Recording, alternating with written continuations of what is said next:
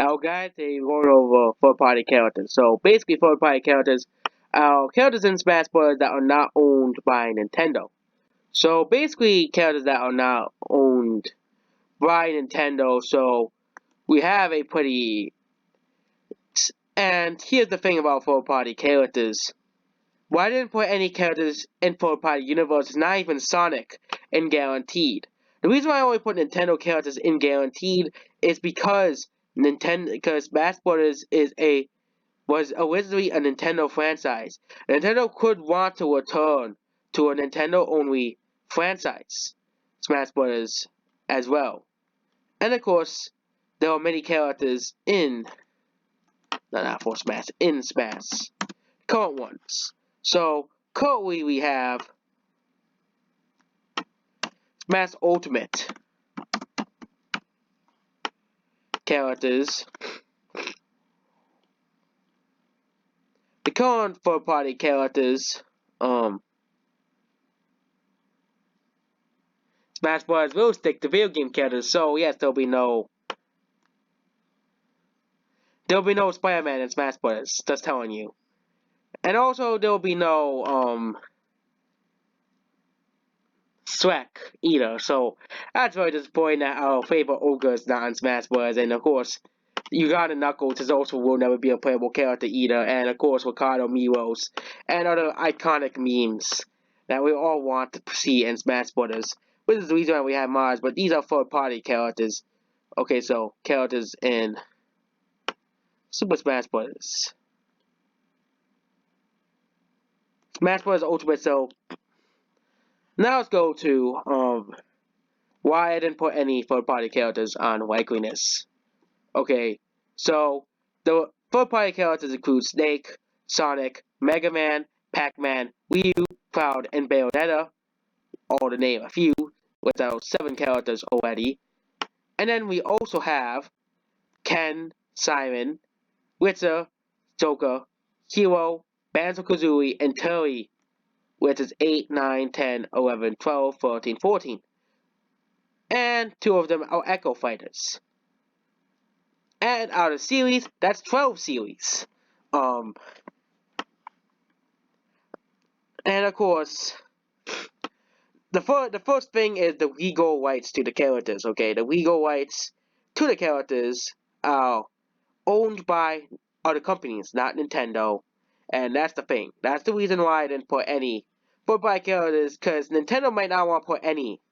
Third-party characters are just deals Nintendo and other companies make to put their characters in Smash Bros. Like, for example, Sonic the Hedgehog is a Sega character, and of course, Nintendo and Sega have a very great relationship as companies, which is the reason why Sonic has been in 3 Smash Bros. Games.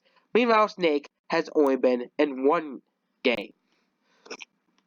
And I don't think if Nintendo would remove characters for party characters, I think the Sonic would be Sega would probably want Sonic would probably not want Sonic removed out of Smash Bros. As Sonic is such an iconic character in video gaming history, of course. And the victory themes slipped directly from the respective games. And oh yeah, Zoka is actually owned by Sega. I thought Atlas was a separate company from Sega. I didn't know that. Both of these characters are also Sega representatives, so Joker could probably just stay in Smash Bros. Just for being a Sega character. And also it's odd that Sonic only has 1 character, but Castlevania gets 2 characters, even though Simon and Meta are basically the same exact character. Ken and Ryu actually have more differences, but Simon and Meta are basically the same exact characters. And that's basically about third-party characters. Some third-party companies are just why put Witcher and Simon at the not likely or Snake at the not likely tiers was because Snake is owned by Konami. We all know how Konami is. I know Konami probably wanted to put it by, but I said okay, fine, you can put out characters in the game. You win, Nintendo. We're out. You win. And I think the third-party characters are most likely to return are Sonic and Mega Man. Capcom is becoming a Capcom. Nobody thought Mega Man would be in Smash Bros. Because you know, Capcom and all the Telmeters, which I hope Capcom puts more of the characters in Smash Bros. And it basically only has two of those characters.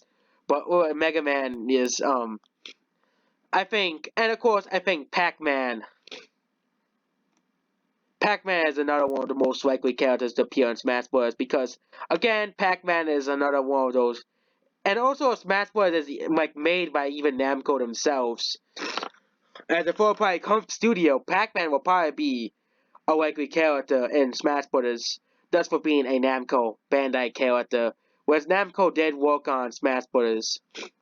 And also that means Ryu will stay in the game too. But I put Ryu in the Navy category because Ryu is in that gray area with Mega Man.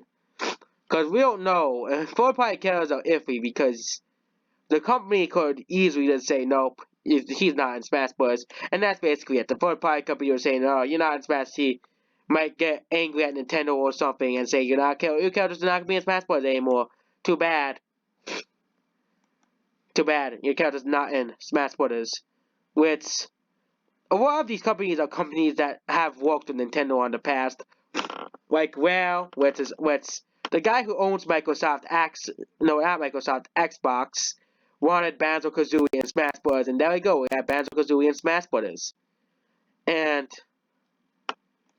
or Hero, he's only probably in because he's Japan and Dragon Quest.